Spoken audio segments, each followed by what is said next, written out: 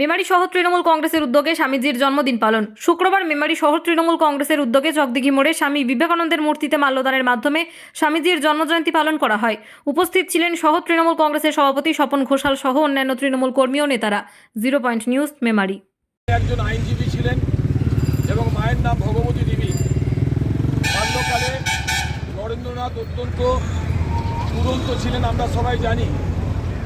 তিনি ছিলেন হিন্দু ধর্মের প্রবর্তক। সারা ভারতবর্ষকে তিনি পৃথিবীর বুকে চিনিয়েছিলেন এবং হিন্দু ধর্ম তিনি প্রচার করেছিলেন। বিবেকানন্দ মাত্র 39 বছর বয়সে 1902 সালে 4 জুলাই তিনি মৃত্যুবরণ করেন। আজও আমরা স্বামী বিবেকানন্দকে তার কর্মের মাধ্যমে আমরা মনে রাখি।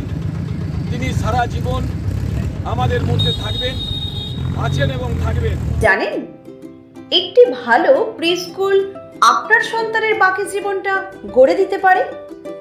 শিশুদের মস্তিষ্কের 90% বিকাশ 5 বছর বয়সেই ঘটে এবং এটাই তার আগামী কয়েক দশকের জীবন গড়ে দেয়।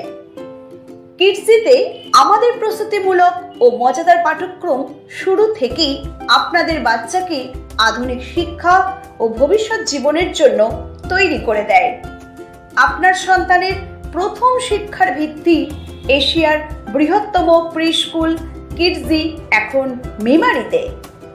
কিডজি মেমারি, যেখানে বাচ্চারা শিখতে ভালোবাসে। Play group, nursery, junior KG, senior KG এবং ক্লাস 1 ও 2। কিডজি মেমারি, মেমারি হাসপাতাল গেটের সামনে, মেমারি, পূর্ব বর্ধমান।